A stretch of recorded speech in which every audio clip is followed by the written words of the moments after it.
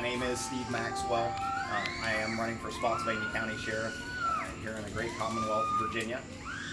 I am married. I have two children and two stepchildren that has helped us gather 8 grandchildren. So education and the well-being and welfare of our children is front and foremost for me and has been my entire life. I am a combat veteran, 2-time combat veteran with the 82nd Airborne Division. I started my law enforcement career in September of 1983. So I've been doing this a long time, and during that time I've seen a lot of changes, and some changes were great and some changes weren't. And I see in our county law enforcement being conducted the same way it's been for the last 85 years, and I just believe that with what we have, and not just technology, because we invest a lot in technology in this county, and the county supervisors, the board supervisors, they do that, and they give the Sheriff's Department a large budget to be able to do those things, but you have to be able to use them. And I think that our candidacy and our administration, we would be able to do that in a way that will allow all the citizens of Spotsylvania County to feel safe and be safe. So that's going to be front and foremost for us, is that all people here feel safe. That is good to know. So I've had a few people over the course of a couple of weeks email in just anonymous questions. Great. I encourage questions from both sides of the aisle because we're trying to unify. So we'll just get started with that. How you were saying, you want to improve safety and all of that for our county. If you were to put in order, what your immediate to long-term goals would be for our county, how would you? That's actually it's a great question. I get asked that question quite a bit. Our first and foremost is in training. This county has had a culture in it. The current administration has been there through 3 elections, coming up on their 4th election cycle. So if you want to affect change, you have to be able to change a culture, and that comes through training and understanding and getting a message out. So it's going to take some time. You can't help train a whole culture in a 90-day window, because I do get asked that question. What do you think you're going to be able to accomplish within the first 90 days? And in any administration, I don't care what political arena you're in, it might take a little bit of time to get things to where you need it to start running. But our first and foremost goal is going to be culture change, and training is front and center of what we want to do. What are some examples of that we would? And examples are in mental health, our mental health education and training, because we run on 3 pillars, and they kind of go all together. We run on commitment, community, with integrity. And those 3 things, you have to have integrity within your community. The community has to know that you are a agency of integrity, and then that trust is built, right? Because you can't have trust unless someone knows that you have integrity with what you do. And that is a commitment into our community as to how we're going to do that and be able to establish that trust. It's going to take a little bit of work, but the nice thing is I've never been shy about work. So I'm going to be a very active sheriff, not just coming to things right before an election, but I'll actually be working cases. I feel that as a sheriff, you have that luxury, but I've also been doing this since 1983. I've been an investigator and a detective and lead investigator all my career. I was a business owner. I started an investigations firm, and I successfully started and ran that firm for 12 years. I did 300 cases a year. So for me to go in and actively work investigations, especially ones that the community are concerned with, I think it's going to be important that the community actually see me doing that. Well, it sounds like you really love your job, and that's really important. To have, Absolutely. To have the passion to want to do that. So. We have a question on here. Okay, what is? If issued an unconstitutional order by federal or state level authorities in regards to gun confiscation or restriction, would you carry out that order, or would you tell your department to stand down? And in Spotsylvania County, I get special that asked, question. yes, I get asked that question several times at every event I go to. And that deals with what I know people are talking about with quote unquote red flag laws, things like that.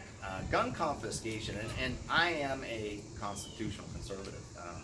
I believe in the Second Amendment. I am, as a two-time combat veteran, I believe in the abilities that well-trained people can have to protect themselves and their families when it comes to firearms. So to go in and confiscate someone's firearm is a serious thing. And people have to understand, and I did an episode on our website that dealt with search warrants. So it goes hand in hand when a judge signs something and commands. When you get a signed order by a judge, it's a command from a court for law enforcement to do a specific task. And so when a judge signs an order, you have to be able to carry out that task. But as sheriff, you also have a position of privilege and authority that I believe not all those orders need to be carried out in a manner that people perceive as being government overreach. There is such a thing as government overreach. It happens all the time, which is why we have court systems. So to go in and to say that as a sheriff you can go in and block a court order, that's not necessarily the case legally. We're currently fighting in the courts now. Everybody knows that, which is why that question pops up. Everybody hears that in political spectrums. But that particular issue isn't as cut and dry as people think. And I believe as a sheriff and law enforcement, a lot of times when someone goes to get that order, that's because no one has actually sat down and spoken with the victim, spoken with whoever they might be accusing of something. Mm-hmm. Sometimes those issues can be de-escalated prior to even going to court. One of the things that we're going to bring about in change, we talk about is when I talked about mental health and changing mental health and the way we go out on calls. That would solve a lot of what people are seeing, and bringing down the rhetoric, not helping people and educating people when it comes to actual rules and laws of what courts and a sheriff does. I think is very, very important, because a lot of people don't truly understand what their law enforcement branch is for and does. It takes education because we have to realize it's the 80-20 rule, right? 20% of the people usually commit 80% of the crimes and vice versa, right? Mm-hmm. So 80% of the public usually doesn't have a run-in with law enforcement. You don't usually see law enforcement until you're having a very bad day.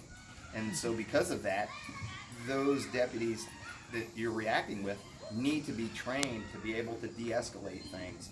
And as sheriff, that's going to be first and foremost when it comes to that type of thing, is to being able to understand did this come to this? Why did a judge have to sign this to go and confiscate someone's property?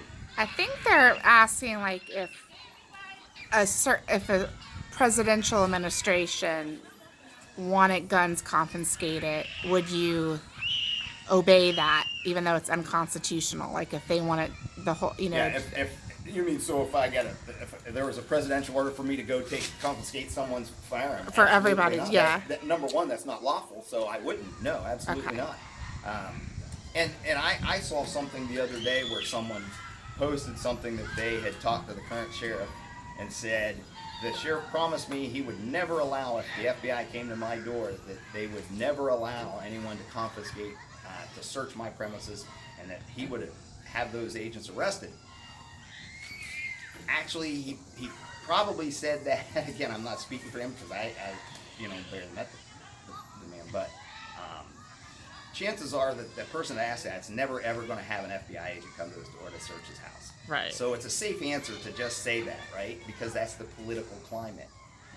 I've never been a politician, not saying so I just tell people from my experience and the legal rules. I have studied the Fourth Amendment, and I teach on the Fourth Amendment in my career, and search and seizures. And you know, when you take someone's firearm, it's a seizure. It's a constitutional issue, and so there are rules you have to obey and things that you have to do. And when it comes to saying no, I won't let the federal government do this and I won't do that. Well, absolutely.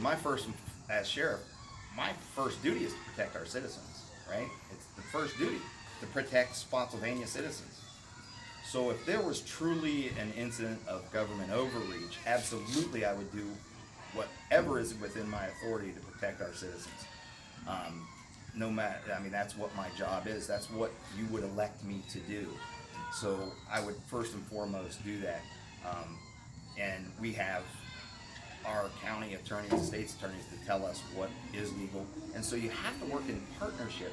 And I think that's one of the things that we will bring to the table, is because I've worked on a local level. I'm currently in the federal role in law enforcement.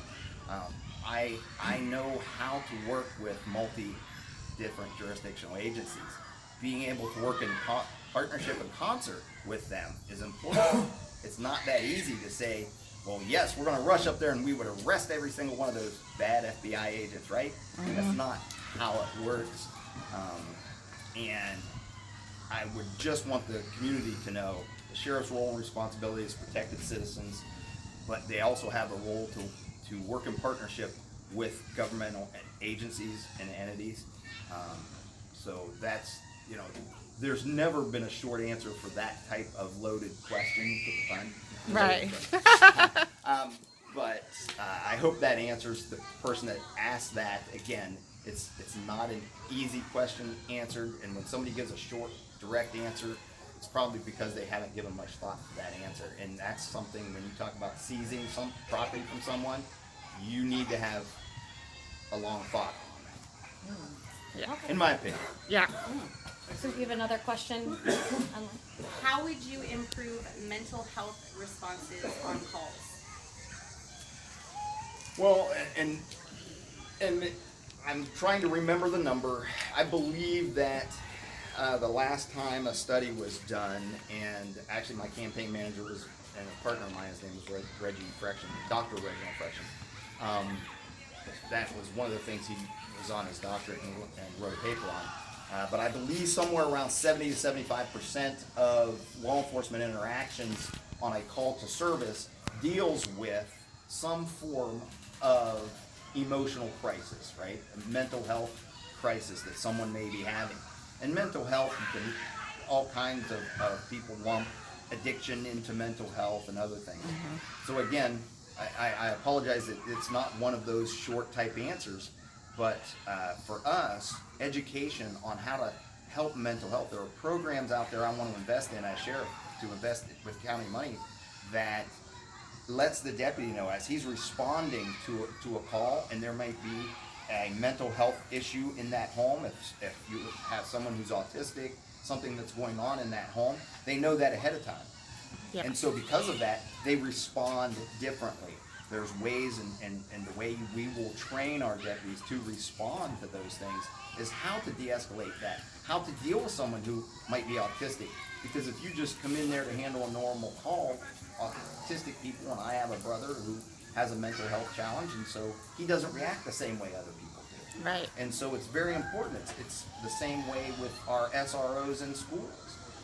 They need to be trained on those type of issues and how to deal with a child that may have an emotional health issue, right? Because we spend a lot of money in our public education system on those type of things. Well, we need to also invest in that with our school resource deputies that are doing that as well. I firmly believe we're going to be able to work in concert with our school board. I personally know several of the school board members.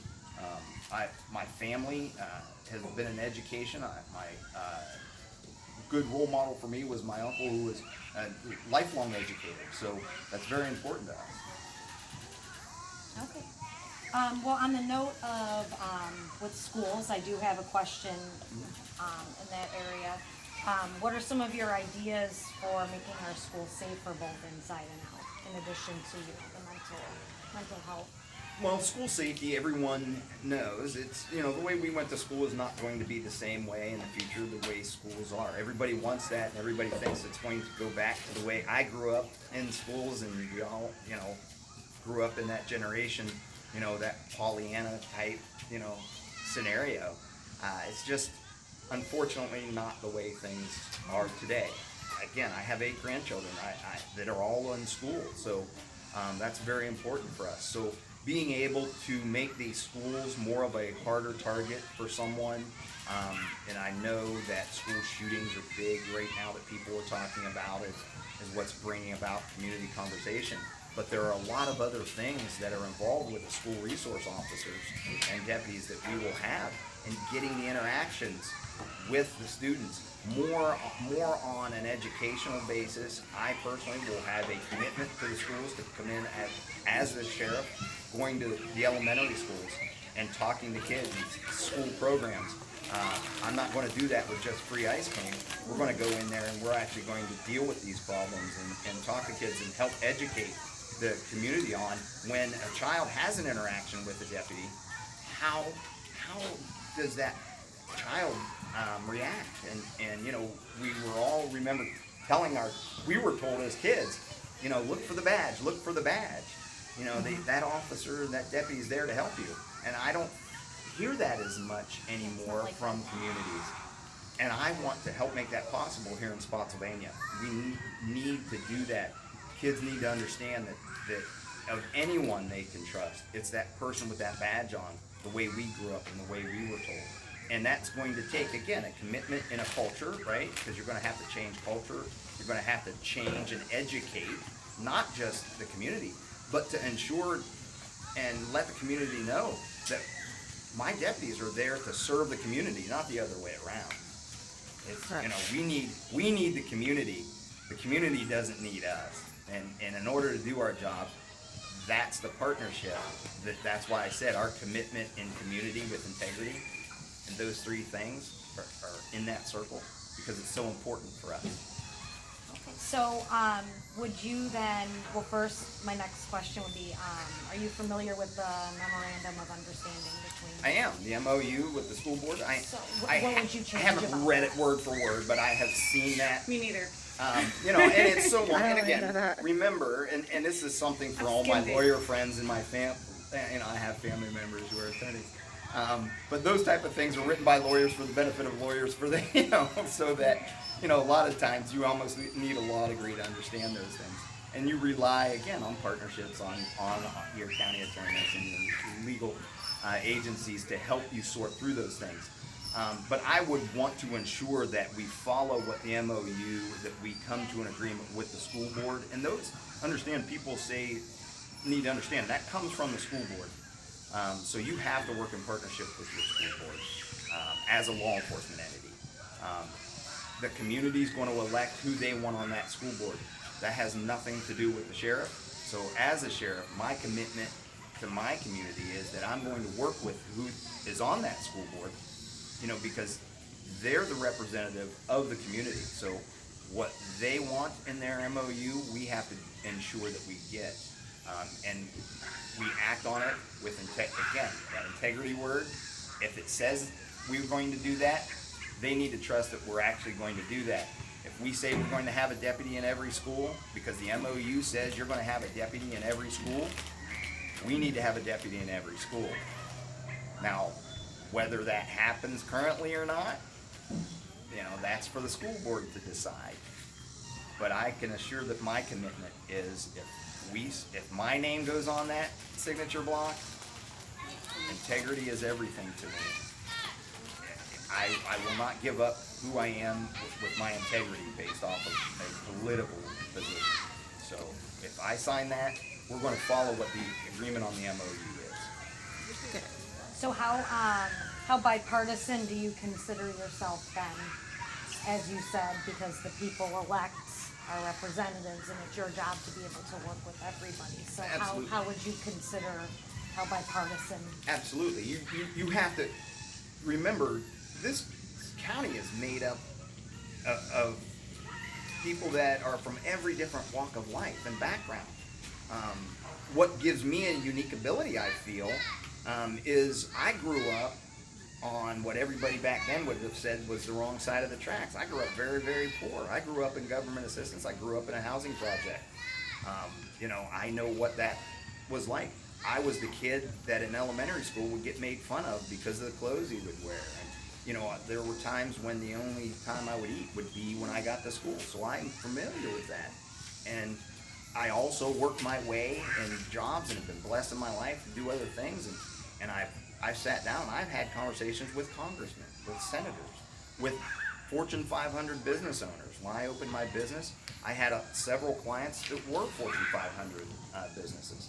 And so being able to sit down with them, and a CEO of a large pharmaceutical company, I was there to serve their need. I didn't ask them if they were a Republican or a Democrat or an independent, or anything about that. It doesn't matter to me who you are. When you call 911 and you need help, the last thing my deputies are going to be wanting to know is, are you a Republican or Democrat? And I don't think the current deputies care about that. The deputies themselves, if you want to know how your sheriff's department is doing, ask a deputy. I tell people that all the time. I serve in the federal government, but when I owned a business and I had 62 employees, I would actually get down with the employees and ask them, how are you doing? I would ask my cleaning crew, how are we doing? Is there anything you need differently? You need to work with everyone in the sheriff's department. And the last thing a deputy will be asking before they leave a call is, have I answered all the questions and filled the need that you have for me today? And whether it's a cat in the tree call or whether it's because someone passed in your family, you need to trust that deputy is handling things for you, no matter who you are or what your geopolitical spectrum is. All citizens in the county need to feel safe. Even if you're here visiting, you need to feel that you have a safe place, right? When we all go on vacation somewhere, we want to know we're going on vacation somewhere and we're safe. People are going to know that about Spotsylvania. Awesome. So we do have another question, you said? Would you support having armed veterans in our schools to protect the children? Would I support armed veterans? I'll read it one more time. Mhm. Would you support having armed veterans in our schools to protect our children? And a great question. I believe that a lot of the deputies, especially the veterans programs we're going to be using for hiring procedures, are going to be veterans. I don't want to interpret what that person is asking. So I can assure you that we're going to have veterans in our sheriff's department. I'm being a veteran. I'm going to make sure that our veteran community is well taken care of. So, but to just have an armed, to say that's an armed veteran, you mean a deputy, or do they mean just having people walking around to protect people? That's anarchy. That's not keeping anyone safe. That can cause more issues. Again, training and education is key. The things that happened in that tragedy down in Uvalde is not what people in Spotsylvania could expect from our administration, because again, I think training and administration being one of the first things that we're going to be doing is going to be key to avoiding those type of tragedies. Okay. Awesome. So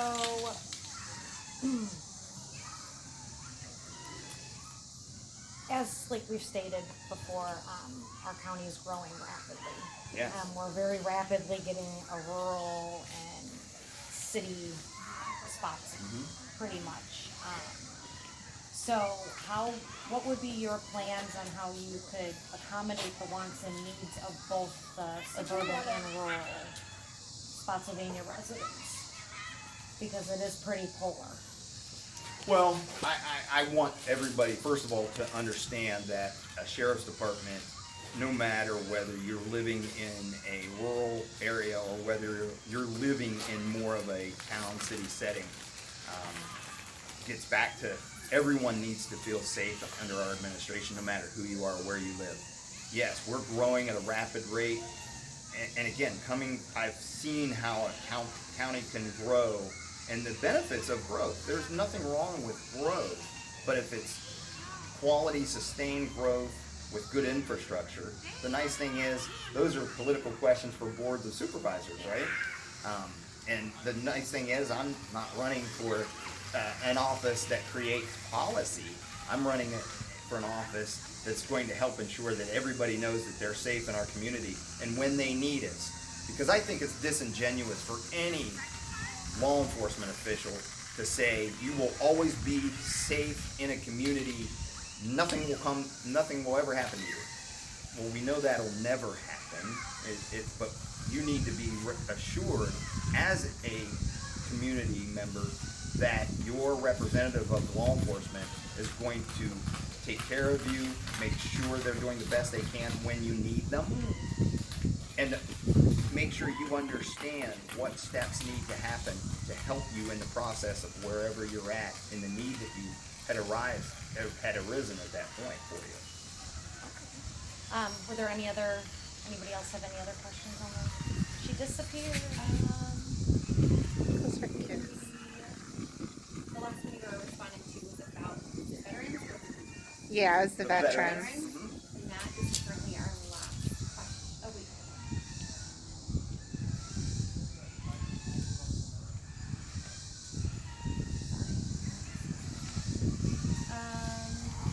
The final question is just why are you running and what improvements can you bring? That is a phenomenal question. Whoever asked that, thank you. I'm running. I have made Spotsylvania County my home. As a military person, and I get asked that question a lot. Well, how can you be a good sheriff if you're not from here, right? Well, this is my home. Nobody ever asks you. They don't ask me when I pay my taxes if I'm from Spotsylvania County. They're just wanting to take my tax bill, right? Because this is my home, and I want to represent my community and my home the best way that I can. And the way I've been able to do that over 4 decades has been in a law enforcement realm. I believe that with our experience and the skill set that I've learned over that 40 years, being able to work in different agencies with multi-jurisdictional issues that may come up in investigations, that we're just the best choice for serving in the capacity of sheriff here in Spotsylvania County. I see as a citizen, I see the needs and wants of our law enforcement community every day. I have interactions as a citizen with law enforcement, and I see how the training is needed, and the deputies here want to do the right things, and leadership is what anyone wants, a good leader. I've been in leadership most of my adult life, and so being the kind of leader that I am and leading by example will be the best way I can serve my community. Through my combat roles with the 82nd Airborne Division, to just working at a sheriff's department where at one time there may only be 3 deputies on the road, and that's a hard thing to do in law enforcement, but you learn how to de-escalate a problem and scenario very quickly. So it was a great education that you bring to the table in a community like ours, and being able to work with the public. Being a business owner and a successful business owner over the years that I had been, being able to work with the business community so that we can now work together with our citizens and private residences, right, and invest in our community the way we're growing, being able to invest in the right tools in law enforcement so that we can now move forward with, everybody talks about 21st century policing and law enforcement. And as a sheriff's department, that is a big responsibility and a burden that the sheriff himself takes on every 4 years, right, with the vote of confidence from its citizens. And not just happening once every 4 years, but you have to do that day in, day out. And those citizens need to see you coming and do that and talking with them and knowing what is the pulse of your community at that point. And so that's why I think we're going to be the best opportunity and the best person for that job, so that people can see the leadership that the county has been asking for. Because I get that quite a bit. I get a lot of business leaders and private citizens, talking about the leadership in law enforcement that they are looking for. And I believe we'll be able to fill that role. So if there's no other questions, I have There's a one more. question. Oh, there is one more, but I'm gonna But save do you mine want to for do yours last. first? Save yours for Oh, last. okay. I'll save mine This for one last. says, what training is needed for our deputies? Well, in law enforcement, again, training comes down to money. You want to be fiscally responsible. I think that's one of the skill sets that I bring to that position, which kind of goes in hand with the last question. As a business owner, being fiscally responsible was very, very important. You have a responsibility to the community to make sure you're spending your dollars the best way that you can. And, training is going to be a big part of our budget. So when it comes to training, again, it comes to not just things that are mandated, because every sheriff's department does it, whether they're a good sheriff's department or a bad sheriff's department. States regulate the mandatory training you have to go through. But it's also the training in culture and the training of just going to a roll call with your deputies. And as sheriff, coming in there, and I can bring that skill set in my training experience that I've had in law enforcement, and being able to train into the issues of mental health that we run into every day. And I'm not saying that the current deputies don't do a good job with that. They're doing the best they can with what they have, right? But it takes their leader, the leader of that agency, to be able to change a culture. And, and that comes from training in settings of academics to realistic scenarios. We're getting ready to have the largest VA clinic built here, right, in Spotsylvania County, with a mental health facility. In my experience as a federal officer and local, working in the military and living in the military, I see what that sometimes can happen is someone with a mental health crisis can do things in that facility. Firearms can be involved. So the responding agency is actually going to be the sheriff's department. So the kind of training it's going to take tactically to handle those and be able to de-escalate those things, it's going to take academical training, tactical training, and all of the above. And there's money to be able to use from federal services, state partners, and things to be able to do those things. But that in itself is a full-time job to look for that money, which is my responsibility as the sheriff, to find that money without it costing our community. Well, it sounds like you're quite the popular fella tonight. We have I a appreciate couple the more question. questions rolling in. Oh, we do? Yeah. Great. How would he determine which priorities are most important in an emergency situation? Repeat that again. I'm sorry. How would he determine Mhm. which priorities are most important in an emergency situation? Well, for any call of service, and what I call call for service, when somebody calls 911 or the non-emergency line, and a citizen needs something from their sheriff's department, to me, every call is urgent, right? Because at the time someone calls, to them, that's the most important thing in the world, right? So it doesn't matter, again, from our cat is in the tree, to our dog is lost, please come and help, to, oh my gosh, I woke up and my husband is passed away through the night. So every call is unique, but I want the citizens to know that we're going to handle every call as being urgent and as important. I will ensure that any responding deputy, any responding staff member is going to have a relationship with the person that they're dealing with, that they understand completely what their steps in their process are, what needs to happen, how we can help them. We're going to have written processes in place to be able to leave information with other non-governmental organizations, to other governmental agencies. There's a lot of money being spent on many different things to help a community, but a lot of people don't know how to access that. I'm not saying it's a burden that every deputy, we should just start throwing that burden on deputies, but there's going to be things and materials available that a deputy will be able to give someone to help them handle that particular urgent matter that's in front of them right then and there. So all calls to me are urgent, no matter what the call is. And I know I'm going to have people say, well, that sounds political.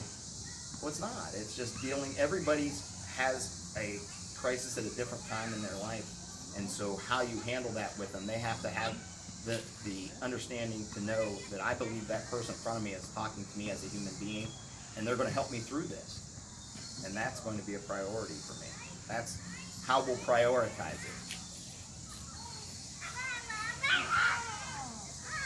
What's the other one? You said there were 2 or 3? We're done. Can people see me? My I don't want you to phone's turn on a light because this shines a lot of light back. Oh so no, I you're don't want fine. it The to be... light. Actually, my phone, you look tan, like it was daytime still. Well, keep yours running then. You stated that the business owners in the county have repeatedly told you that the sheriff's department is lacking in leadership. They're asking for you to elaborate on that. I don't think I said they were repeatedly stating that. I said they're looking. I believe they said looking. If I said they're telling me that consistently that that it lacks leadership. I've had business owners come to me and talk about leadership in law enforcement and how important that is. I think if people want to know what truly is going on at their sheriff's department, if I am blessed enough that the citizens in November of 2023 elect me as their sheriff, it's going to be great that they ask me, hey, how is the sheriff's department doing? And I hope they know that I have the integrity. I'm going to tell them the truth. But I really seriously want them to ask our deputies. You're going to see a deputy probably more than you'll see me. People see deputies at a store and see them out. I hope that you would walk up to them. Number one, thank them for their service, because they truly do have a great task ahead of them on a daily basis. And we have a tremendous staff of deputies and detectives and administration personnel that are working hard on a daily basis. I know some of them personally, and I know the commitment that they have to our community. But I wouldn't be running for that leadership position if I didn't, on a personal level, on myself, right, have to say, I think I can be a better leader than what we currently have. I mean, anybody that's running in that position is going to be able to say, my leadership skills, I believe, are better than who's currently in there. So I'm just not one to go into that